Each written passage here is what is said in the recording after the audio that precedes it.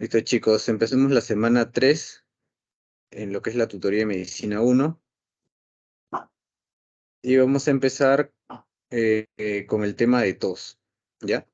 La tos va a ser un síntoma que se va a ver muy frecuente en nuestros pacientes y nos va a indicar que hay un problema a nivel respiratorio o también nivel cardiovascular, ¿ya?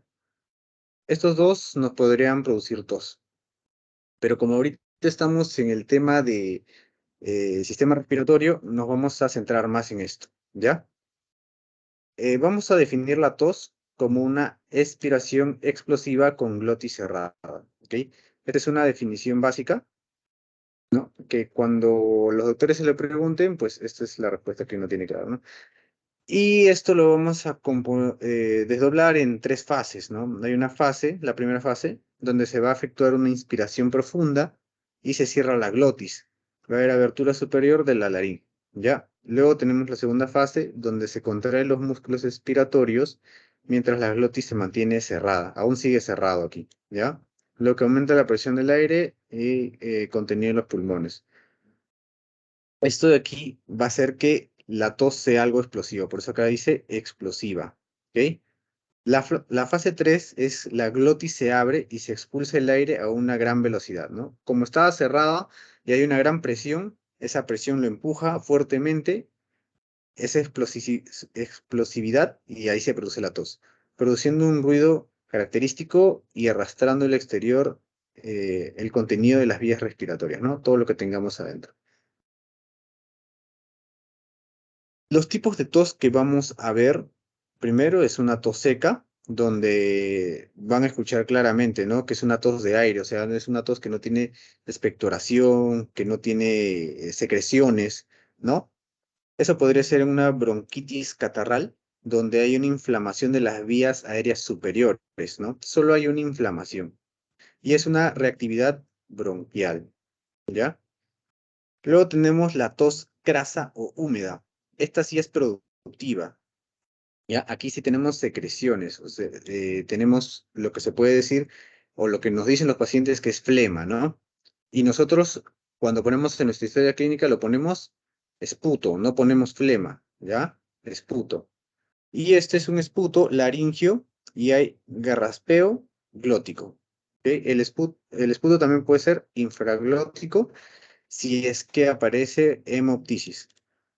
Luego tenemos la tos apagada. Es una tos débil que se produce en ancianos. Y esto se produce porque hay una enfermedad que les puede dar a ellos, que es la poliomielitis, o sea, ahí parece músculos respiratorios. Por eso que, como los músculos respiratorios no funcionan adecuadamente, la tos que ellos producen es muy débil, ¿ok? Es débil. Luego tenemos la tos acoplada, es una tos quintosa o la tos ferina, ¿no? Eso lo hemos llevado en otros cursos anteriores, donde la tos ferina dice que es una serie de dos o tres o más tosidas en intervalos, ¿no? Hay varios golpes de tos sin una inspiración, o sea, tose sin inspiración, ¿ya? Ahí se va a escuchar un estridor laríngeo. Luego tenemos la tos hematizante, que es una tos más vómito, ¿ya? Tos contenida, que es una tos dolorosa y superficial, que es una irritación pleural y se puede dar en neumotoras, bronquiectasia, enfisema y si hay algún quiste en el pulmón.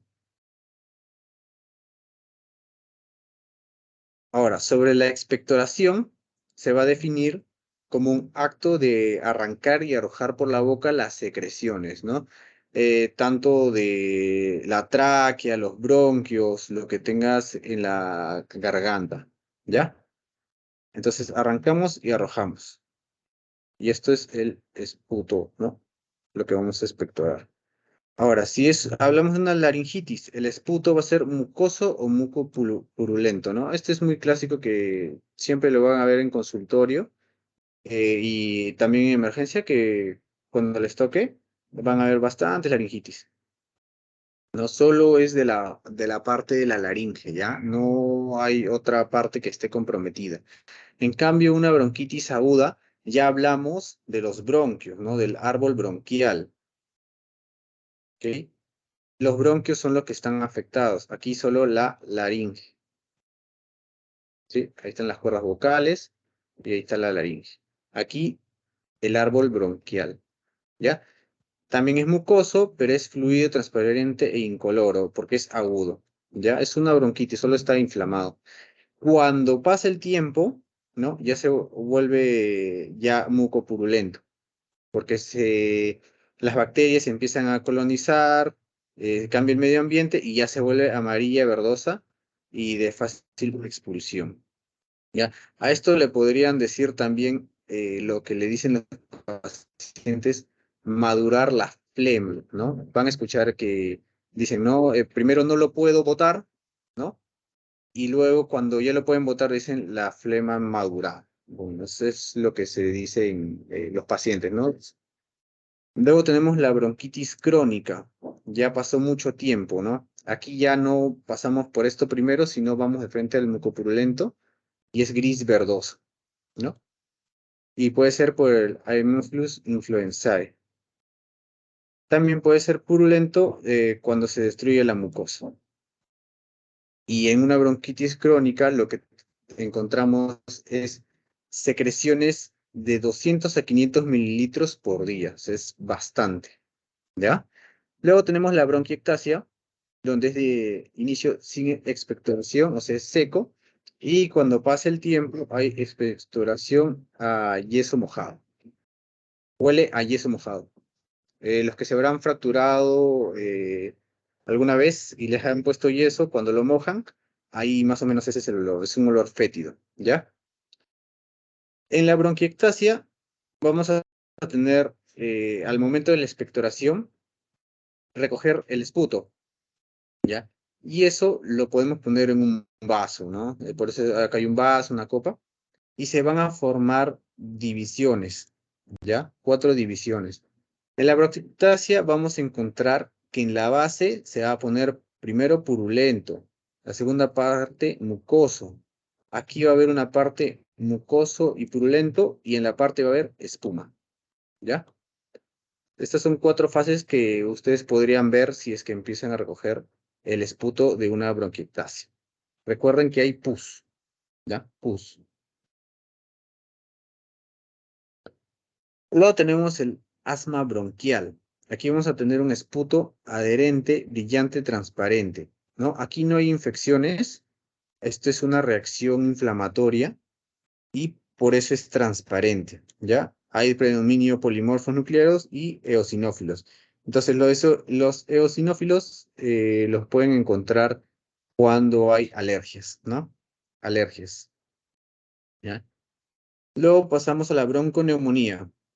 La bronconeumonía sí es una infección. Aquí entonces encontramos muco purulento y con alto contenido de gérmenes, ¿no? Si hacemos un cultivo de secreciones, vamos a encontrar bastantes tipos de gérmenes, ¿no? Luego tenemos el absceso. También hay pus. Aquí también hay pus, ¿no? Color ceniciento gris, gris claro. Vamos a encontrar también fibras elásticas y cristales, ¿no? Y uno muy importante, el quiste hidatídico, ¿ya? Que es algo que siempre vamos a ver, ¿no? Y habla que hay membranas en medio líquido. Y la clave aquí es ollejos de uva. Cada vez que ustedes escuchen ollejos de uva y sabor salado, ustedes piensan en quiste hidatídico. Este es un quiste, ¿no? Entonces nosotros tenemos nuestro pulmón, ¿no? Y digamos que acá se almacena un quiste. A la hora de toser, este quiste se puede romper, ¿ya? Y a la hora de botarlo, botamos así, como estas ollejos de uva, ¿no? O pueden decir también membranas, y también te van a decir que es salado, ¿ya? Esto de aquí pasa mayormente en personas que se dedican en ganadería,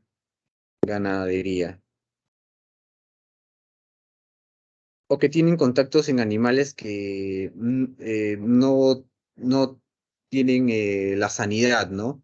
Por ejemplo, ovejas, vacas, perros, chanchos. y que no están, no tienen antiparasitarios, con esos tipos de animales, si se junta, podría llegar a esto, ¿ya? Luego tenemos la gangrena, que es gris verdoso y olor a pescado muerto, ¿no? La TBC, que es muy común acá en Perú, es nodular, ¿no? Y se produce hemoptisis, ¿no? Ya habíamos dicho en clases anteriores que cuando vemos hemoptisis, que tendríamos que pensar en tuberculosis, ¿no? Primero en tuberculosis, y si se cruza también con baja de peso, podríamos pensar en un cáncer, en una neoplasia, ¿ya? Luego tenemos el edema agudo de pulmón, que este es rosado transparente, ¿ya? Rosado, el único que cambia de color es el edema agudo de pulmón, ¿ya? Y aquí ya produce una subida de albúmina, ¿no? Ahí cuando se saca la expectoración se va a ver. Esto es lo que le da coloración. Luego tenemos la embolia pulmonar, donde hay expectoración hemoptoica también, ¿no? Pero el cuadro va a ser un poco diferente a este, pues, ¿no? Este cruza con fiebre, ¿no? Este cruza con fiebre nocturna. Ahí en la noche es donde se suele elevar la fiebre. ¿Qué más? La tos, ¿no? Tos mayor a 3 semanas, ¿no? Hemoptisis y baja de peso.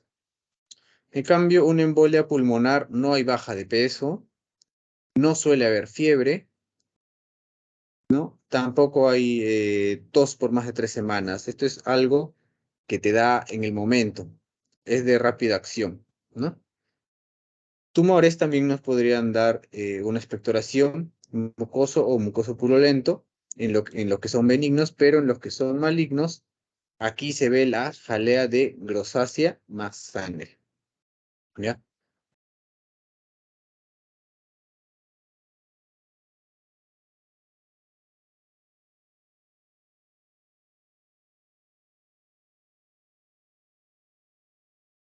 Respecto a la hemoptisis, lo vamos a definir como una expulsión de la sangre de vía respiratoria. Es de vía respiratoria. Jorge, disculpa una consulta. En la anamnesis, ¿qué tenemos que preguntarle a nuestro paciente? Pues la duración, como siempre, ¿no? Cada síntoma que nosotros tenemos lo desdoblamos y siempre preguntamos desde cuándo. ¿Cuándo empezó con la hemoptisis? ¿No? La cantidad de sangre, ¿por qué no serviría? Porque si expectora demasiada sangre, pues podría llegar a una anemia, ¿no? Anemia. ¿Cómo expulsó la sangre, no? Si tosió o qué, o cuál fue el motivo, ¿no? El color también, porque puede ser oscuro o puede ser claro o brillante, ¿no?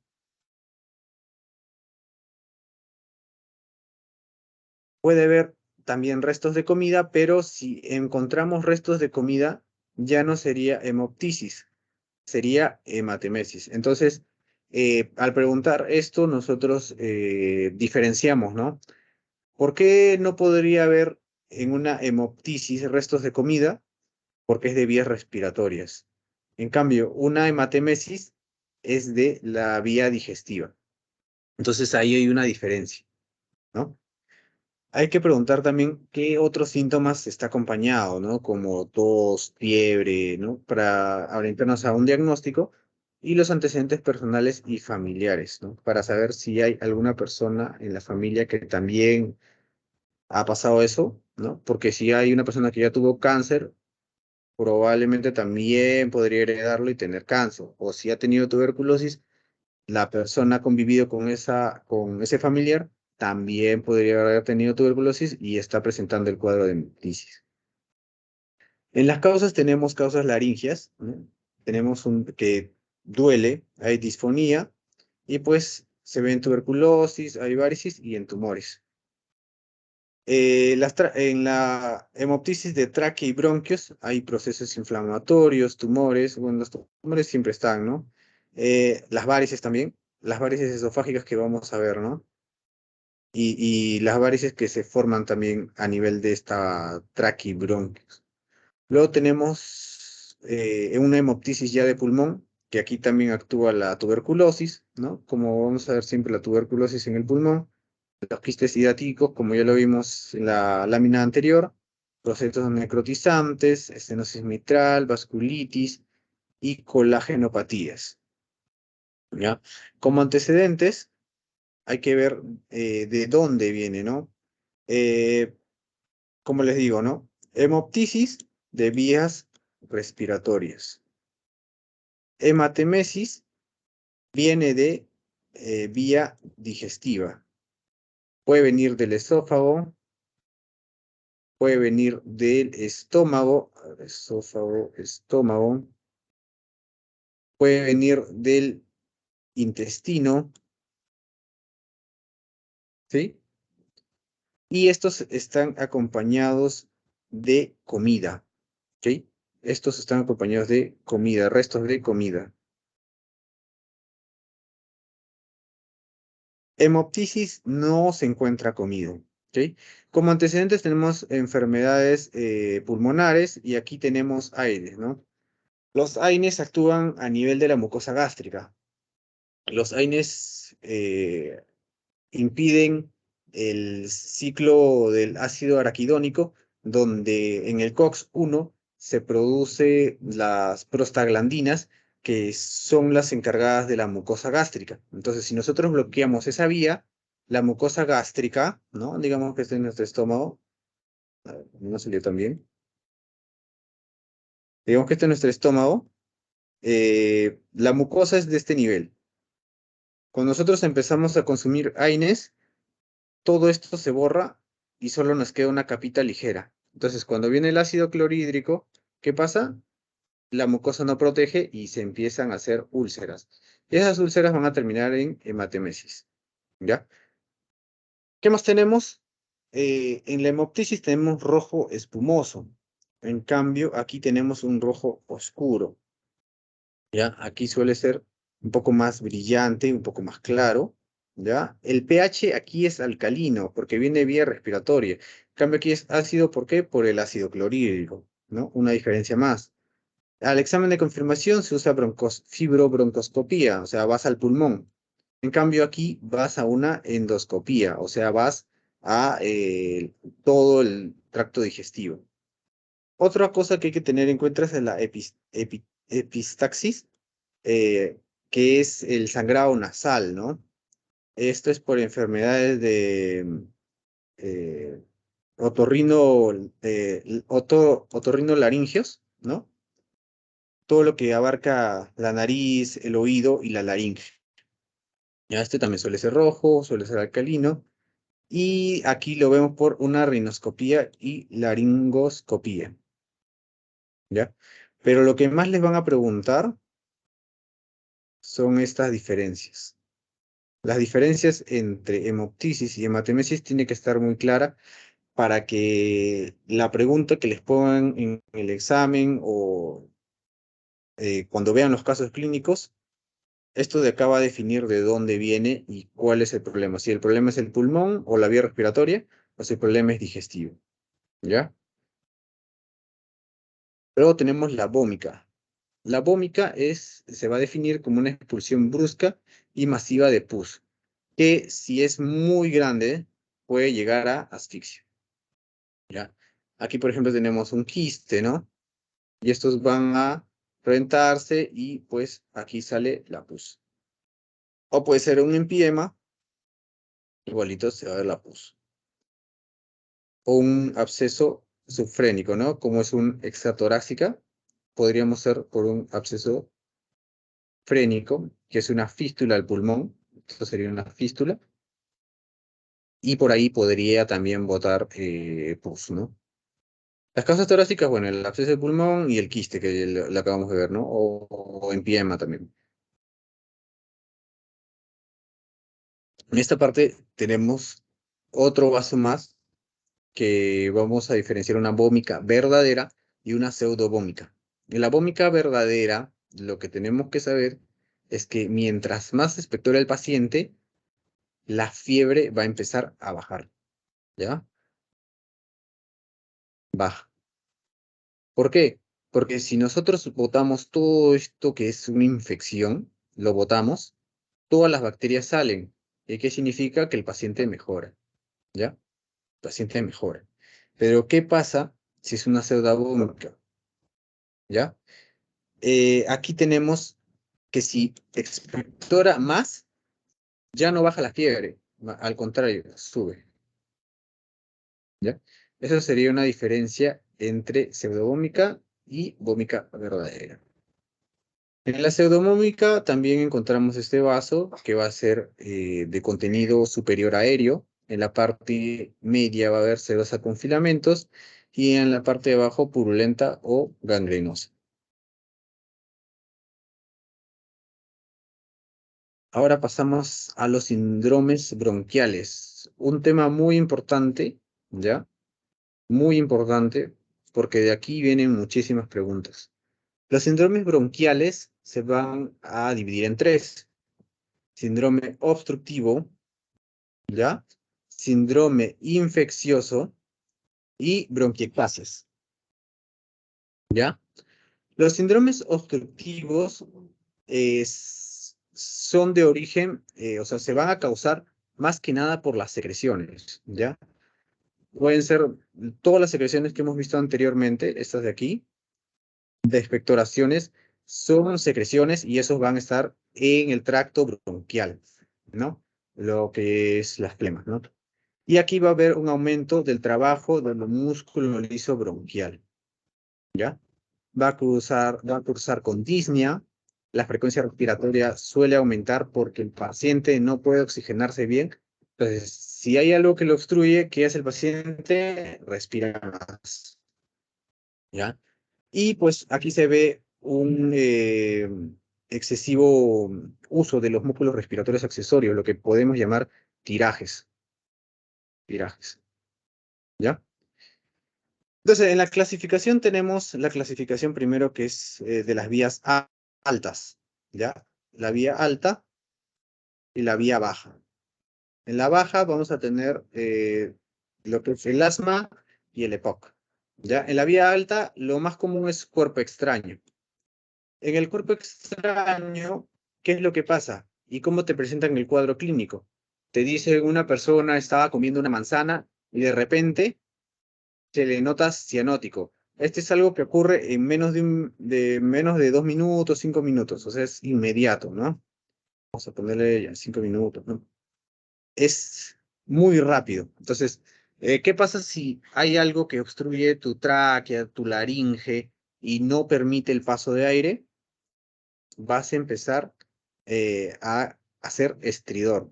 Esos sonidos como si quisieras respirar y no puedes, eso lo llamamos estridor, y es característico en una obstrucción de vía alta, ¿ya?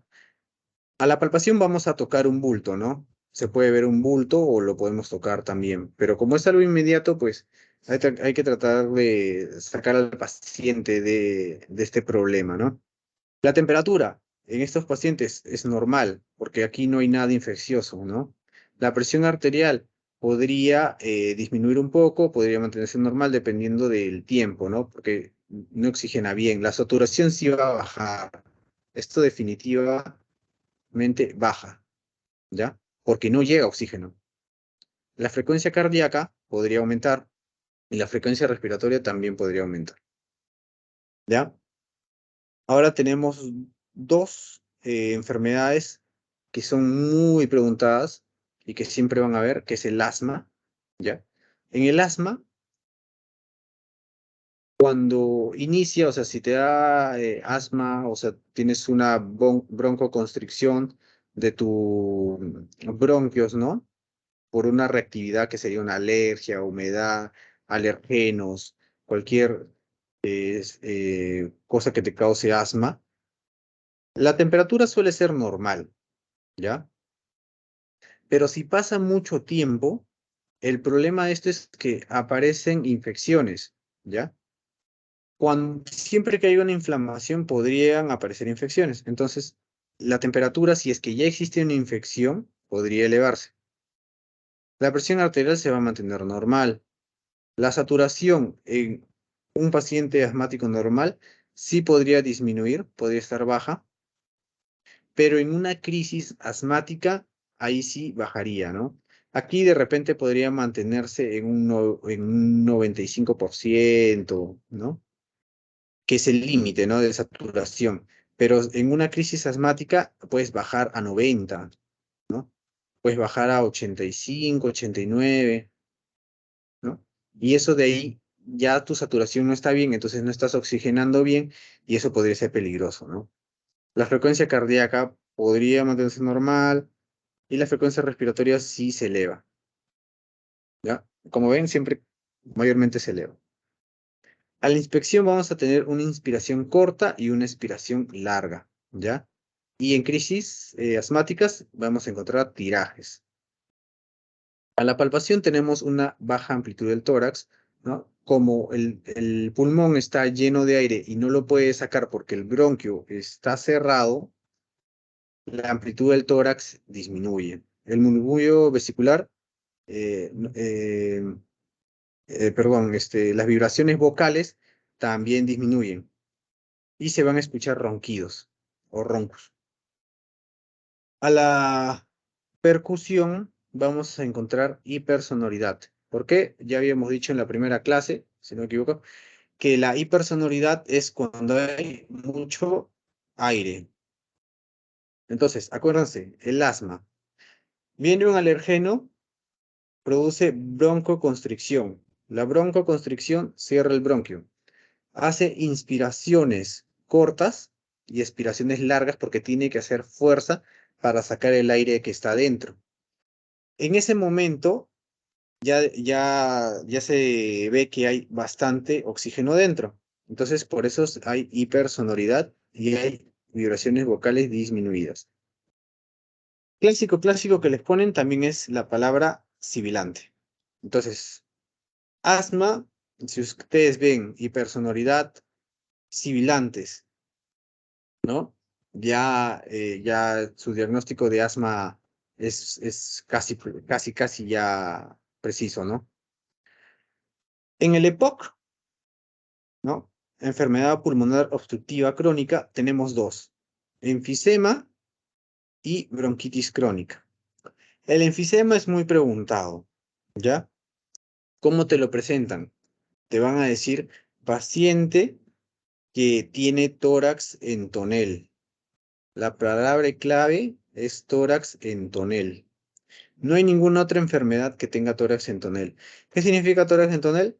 Pues que el tórax, en vez de ser, a ver, una persona normal de este tamaño, ¿no? Sus brazos, todo, esta persona es mucho más, ¿ya? Y no porque tenga más músculos o que tenga más grasa, simplemente porque sus pulmones están llenecitos de aire. ¿Y qué va a hacer eso? A la radiografía va a hacer que las costillas sean horizontales. Las costillas son horizontales, ¿ya? Miren la placa, van a ver cómo las costillas son horizontales porque está llenecito de agua, llenecito de aire, ¿ya? Igualito, la palpación tendremos vibraciones vocales disminuidas, a la percusión hay hipersonoridad, ¿no? Y a la auscultación vamos a tener un bajo murmullo vesicular, roncus y sibilantes, ¿ya?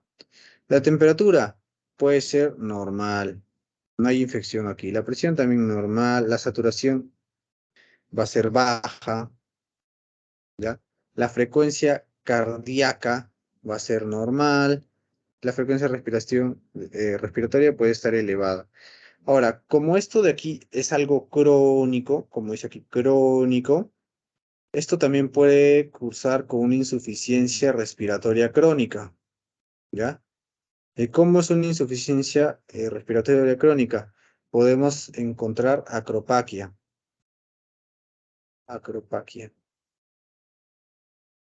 ¿ya? Que son dedos en palillo de tambor, ¿no? Así son los dedos. O hipocratismo.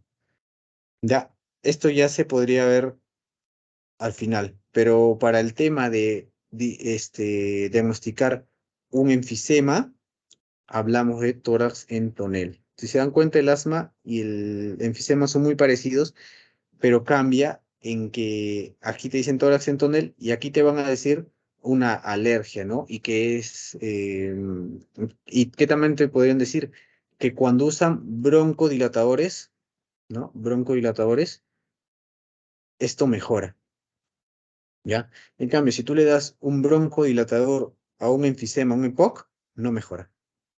Esas son las diferencias, ¿ya?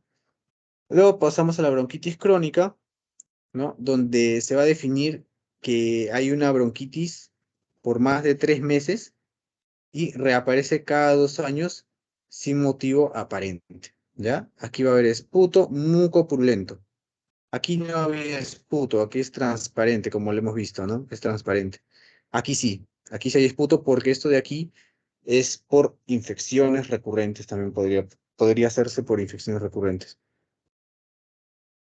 La temperatura podría estar elevada, ¿sí? A veces podría estar elevada, a veces podría estar normal, ¿no? Como es algo crónico, a veces está normal. La presión arterial es normal, la frecuencia cardíaca es normal, la frecuencia respiratoria sí aumenta y la saturación igual se ve disminuida. O también puede estar normal, dependiendo si es una bronquitis crónica reagudizada, o sea, que se agudiza, ¿no? Que se convierte en agudo. O sea, una bronquitis crónica te mantiene un tiempo así con molestias, molestias, y de repente se cruza con un factor que te produce una infección más grande, pues se reagudiza y aquí la temperatura empieza a aumentar, la saturación empieza a disminuir más, ¿no? Al examen físico que encontramos, cianosis, podríamos encontrar cianosis y acropaquia, porque esto también es largo. Como es crónico, igualito podemos encontrar acropaquia. En la palpación, las vibraciones vocales disminuidas, ¿no? La percusión, hipersonoridad, a la ocultación, murmullo vesicular disminuido, estertores y crepitantes, ¿ya?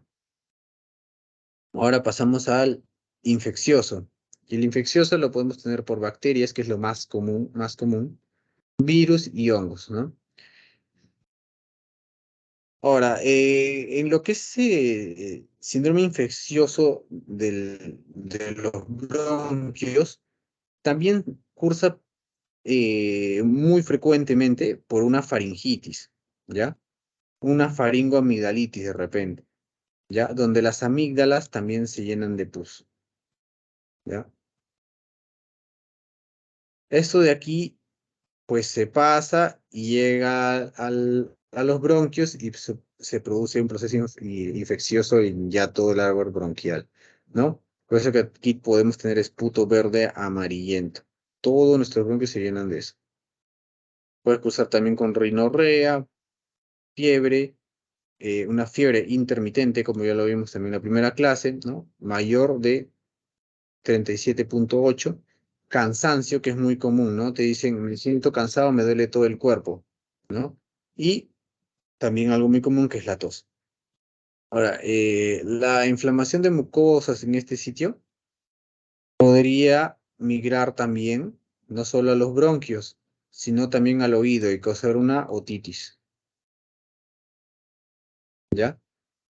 En el caso de la rinorrea, si uno no está en constante, no es constante al momento de sacar las secreciones, esto podría causar una sinusitis, ¿ya? Se va a la parte frontal y podría causar sinusitis aquí, o aquí también, ¿no? A los paranasales.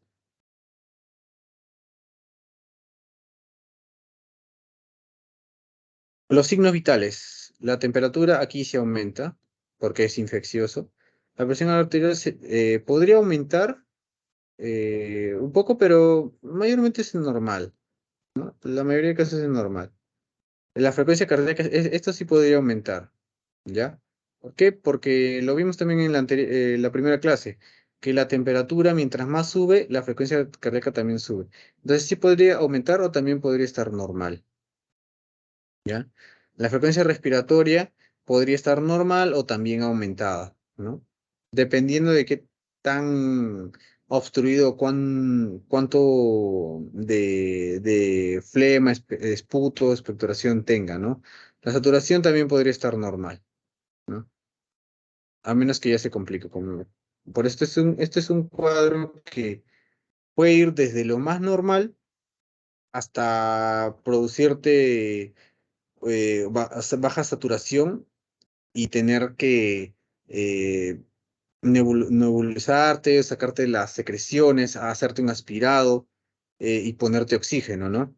En el hospital mayormente las personas que llegan con esto son personas ya de la tercera edad, o sea, son ancianos que a veces el cuerpo ya no tiene la misma defensa, ¿no? Entonces estos pacientes tienen bastantes secreciones y hay que tener que estarlos controlando, ¿no? Sí podrían llegar a emergencia por un síndrome infeccioso de tipo bronquial. Al examen físico tenemos inflamación de mucosas, que es eritematoso, ¿no? Es rojo. Por eso que estas personas, lo que tú primero haces es con un baja lengua, bajarle, ¿no? La lengua y ver el fondo, ¿no? Las amígdalas, la faringe, la orofaringe, para ver qué tan eritematosa está. En la palpación se podría encontrar adenopatías, ¿ya? Eso también lo vimos en la primera clase, que cuando hay una infección a nivel del pulmón, de las vías respiratorias, podría causar con adenopatías en el cuello, ¿ya? A la percusión, bueno, no se va a percutir nada, ¿no? Y a la ocultación se puede encontrar sibilancias, roncus, que son por las expectoraciones y estertores, ¿no? Subcrepitantes se podría encontrar. Pasamos a las bronquiectasias, que es prácticamente una secuela de tuberculosis. Entonces, aquí, ¿qué te ponen? Cuando te preguntan, te ponen antecedentes, ¿ya? Como antecedentes te ponen persona con tuberculosis. La tuberculosis te da, digamos, a los 20 años. Pasan 5, 6, 7 años y podrías producir una bronquiectasia. ¿Ya? La bronquiectasia se define como una dilatación anormal y permanente del árbol bronquial, como se ve en la imagen, ¿no? Aquí lo que se malogra es la elasticidad de la pared, por eso que todo esto está así, ¿ya? Hay dilatación, pero miren cómo está cerrado el hueco, ¿ya? Y toda la pared está malograda, destrucción de la pared. Hay incremento de la mucosidad y hay pérdida de cilios, ¿no? Estos tres son características. Vamos a encontrar aquí broncorrea, ¿no? Expectoraciones purulentas, por eso es algo característico de la bronquiectasia. Pues, ¿ya? En infecciones no encontramos purulento, solo encontramos esputo verde amarillo. ¿En cuál sí encontramos? En las bronquiectasias, con antecedentes de tuberculosis, para diferenciarlo de una bronquitis aguda, ¿no? Bronquitis crónica, perdón. En el 50 del por ciento de los casos puede también cruzar con hemoptisis y puede producirse una bronconeumonía.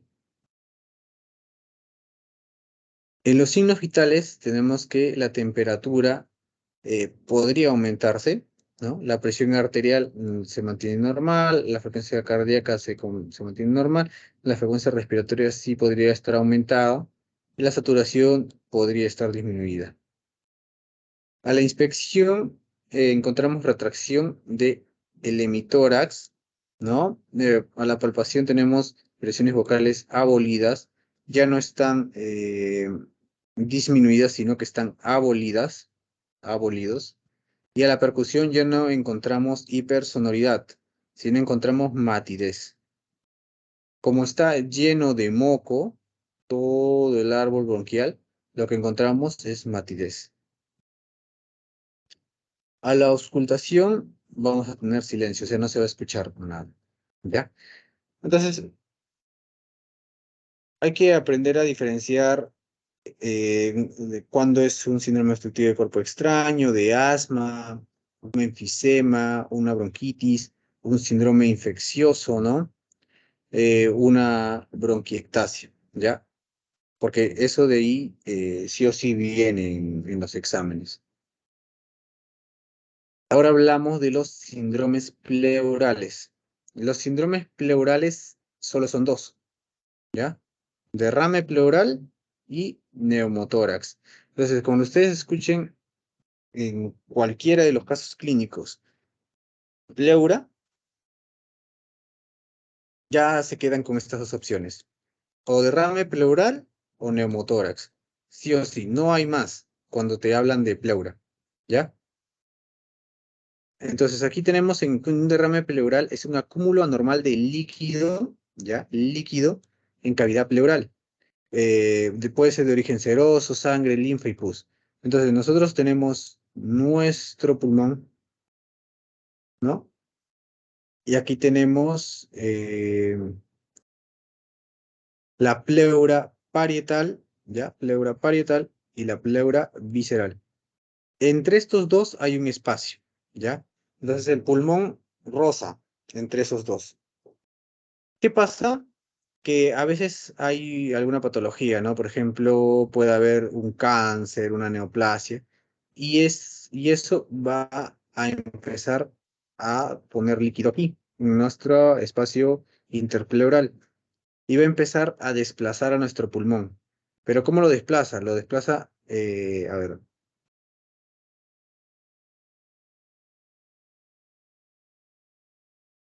lo va a desplazar de la base, ¿ya? Como es líquido, ¿dónde tiene que ir? A la base.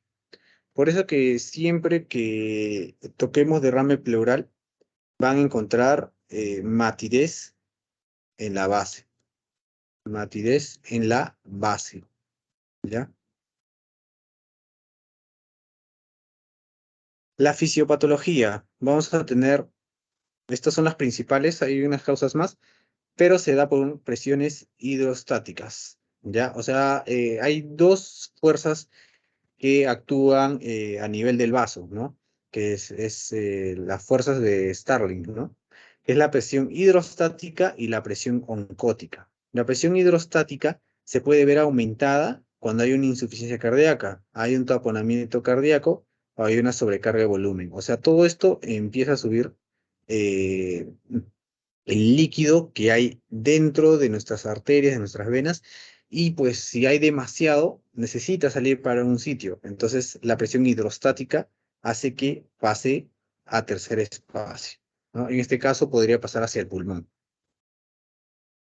Luego tenemos la presión oncótica. La presión oncótica se rige por la albúmina, ¿no? La albúmina. Y si tenemos, por ejemplo, un síndrome nefrótico donde se ve afectado el riñón y la filtración glomerular, ¿qué va a pasar? La proteína, o más que nada la albúmina, se va a perder. ¿Y qué pasa? Pues hay una baja presión oncótica, ¿ya? Luego, bueno, la hipoalbuminemia, que también puede ser solo propia por no consumir mucha albúmina, en desnutrición, ¿no? Justamente también por eso. Si no la consumes mucho, pues podrías llegar a disminuir la presión mucótica y producir edemas, ¿ya?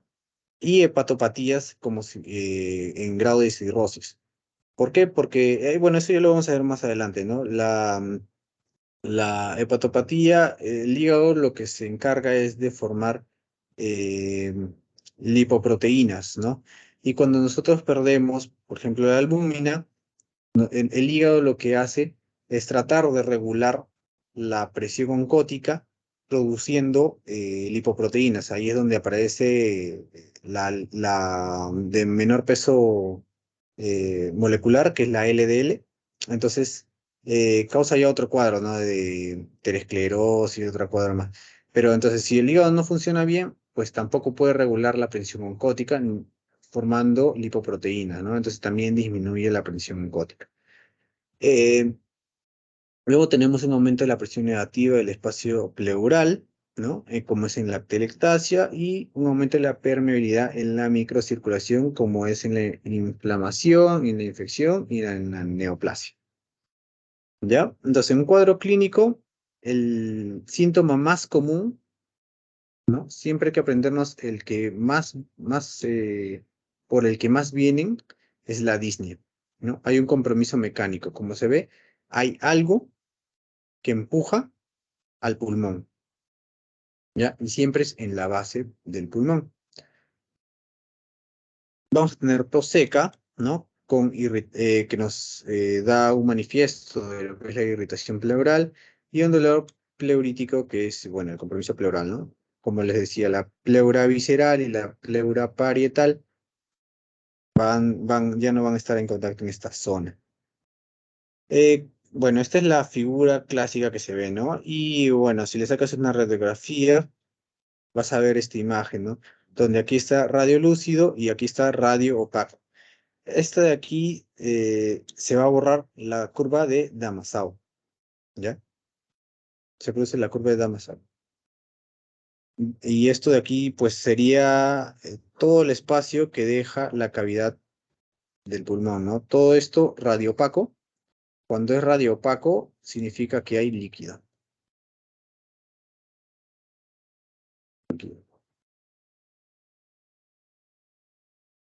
Al examen físico, vamos a encontrar del lado que esté el derrame pleural, va a ser abombado, ¿no? Pero usualmente se encuentra en ambos lados, ¿ya? Sí se puede encontrar en un lado y también se puede encontrar en ambos lados. Entonces, como el líquido está en esta zona, justo esa zona lo van a ver como hinchado, como abombado, ¿no? A la palpación vamos a encontrar vibraciones vocales en límite superior del derrame que van a estar aumentadas. ¿Por qué? El agua, el líquido que está acá, va a funcionar como un espejo. Entonces, cuando el paciente habla, acá rebota, ¿ya? Rebota. Y esto hace que las vibraciones vocales se vean aumentadas, ¿ya? O sea, se intensifican. En cambio, eso es encima del derrame pleural. Pero si hablamos solo de la zona de derrame pleural, ahí se va a ver ausencia de vibraciones vocales en el derrame. O sea, ahí no llega las vibraciones vocales porque no hay parte de pulmón, ¿ya? Entonces, aquí vibraciones vocales aumentadas y aquí no hay vibraciones vocales, ¿ya? Hay también menor expansión de la base afectada, ¿no? Eso es lo que les decía, no me acuerdo si fue en el inicio, donde teníamos que medir la expansión del tórax, ¿no? Poníamos en las bases de los pulmones ambos dedos y cuando el paciente respiraba, veíamos si el tórax o ambos dedos se separaban, ¿no? Si en un lado se separa y en el otro se queda fijo, podríamos pensar que aquí hay un problema, ¿no? A la percusión vamos a tener en la parte superior hipersonoridad y en la parte inferior matidez, ¿no? En esta parte encima del derrame hipersonoridad y abajo tenemos matidez.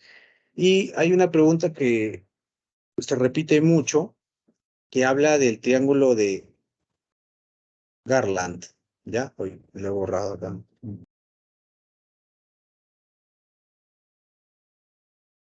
El triángulo de Garland es un triángulo, te hablan prácticamente de un triángulo que se forma encima del derrame pleural, ¿no? Entonces, por eso que encima del derrame pleural y cada vez que te pregunte del triángulo de Garland, vamos a hablar de hipersonoridad, ¿ya? Y si hablamos del triángulo de Groco, que no es muy común que te lo pregunte, simplemente te dicen bases pulmonares, aquí encontramos matidez. Todo lo que es líquido, matidez, ¿ya?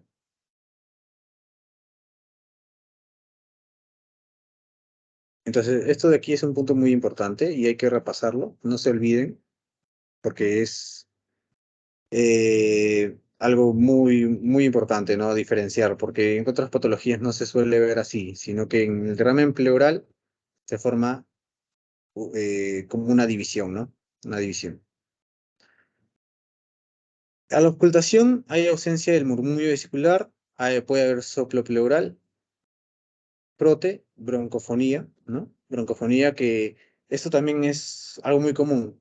Ponemos nuestro estetoscopio justo en esta zona, ¿no? En la zona del derrame, ¿y qué va a aparecer?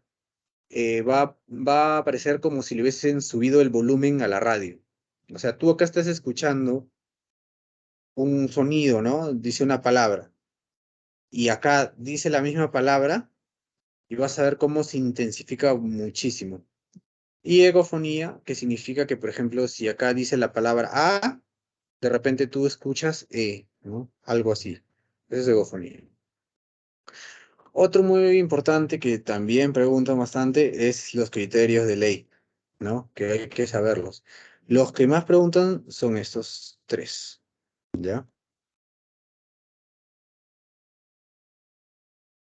¿Esto para qué nos sirve? Para diferenciar si es trasudado o exudado, ¿no? Los trasudados suelen ser de patologías crónicas y los exudados suelen ser de infecciones, de neoplasias, de cosas infecciosas, ¿ya? Entonces aquí tenemos los tipos de derrame, ¿no? En esto no voy a entrar mucho en detalle porque es algo que ustedes tienen que, o les van a poner casos clínicos o les van a poner pacientes, ¿no? Y ustedes van a tener que ver, ¿no? Lactato deshidrogenasa, ¿no? Que tiene que ser mayor de 200, acá mayor de 200. Acá hay una división entre la proteína de líquido y la proteína de suero, ¿no? Para diferenciar si es trasudado, menos de 0,5 y si es exudado, más de 0,5. Y luego hacemos el LDH en líquido y lo dividimos en el de suero, ¿no? Igual acá tiene que ser menor de 0,6 y acá mayor de 0,6. Entonces, el trasudado tiene que ser prácticamente todo menos y el exudado tiene que ser más, mayor, ¿no? Es una forma también de que se acuerden, ¿no? En los tipos de derrame, los trasudados, como les decía, suelen ser más crónicos, por ejemplo, una insuficiencia cardíaca congestiva. También tenemos un síndrome nefrótico, ¿no? Tenemos una cirrosis hepática, una hipoalbuminemia, una diálisis peritoneal, una... Bueno, ya no llego a ver ahí. Bueno, estos son los más comunes, más comunes. En cambio, en exudado, mira, para neumónico, o sea, una neumonía infecciosa, infecciosa. Neoplásico. Neoplásico no se vayan a olvidar que a pesar que es algo, digamos, crónico, ¿no? Porque lleva años, ¿no? Está en la categoría de exudado, ¿ya? No lo vayan a poder en trasudado. Trasudado solo son esos, ¿ya? La tuberculosis, que también es infecciosa, es infecciosa. Enfermedades autoinmunes, bueno, algunas, ¿no? Estos también hay que tener cuidado. Enfermedades gastrointestinales como pancreatitis, perforación esofágica, ¿ya?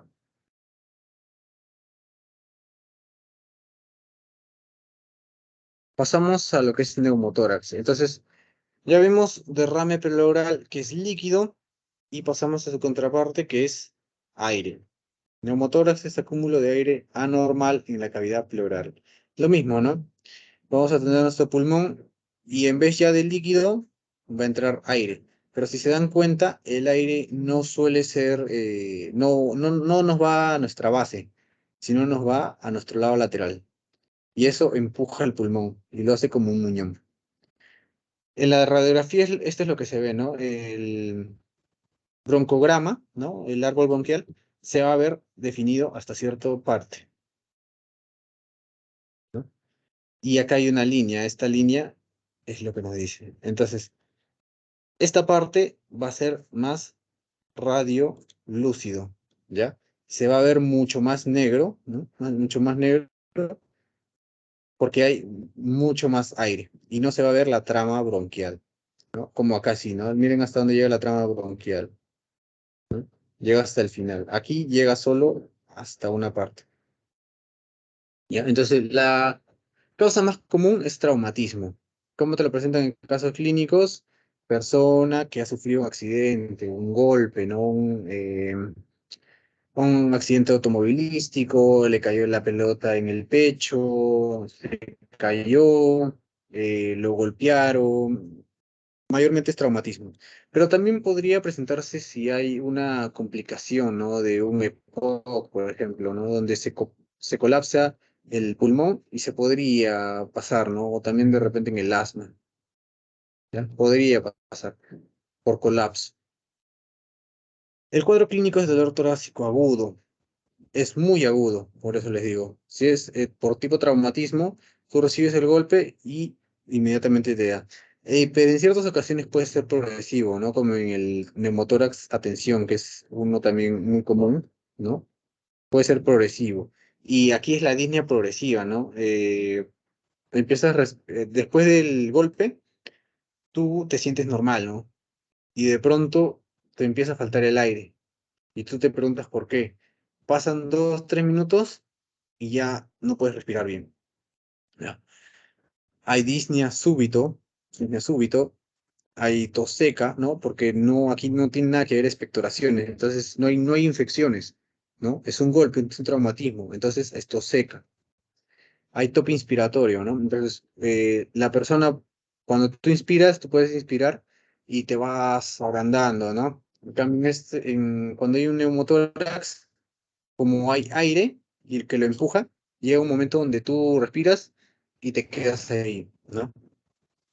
Y hay opresión torácica, que es justamente el aire que está empujando el pulmón.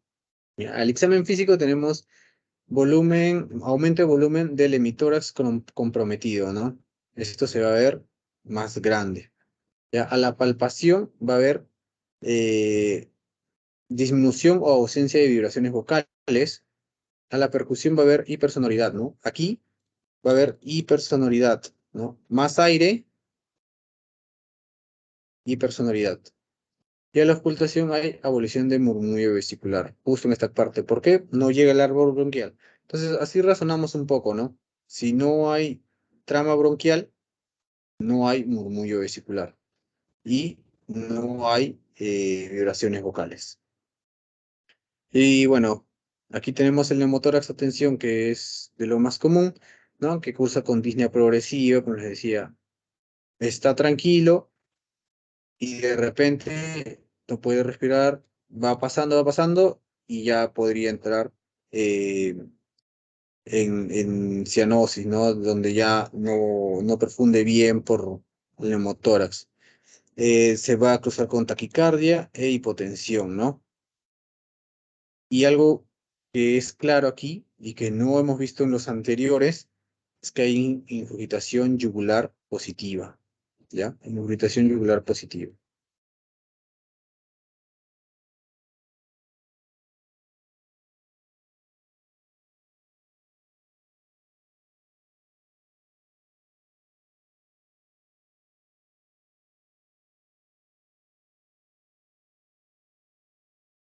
Ya, chicos.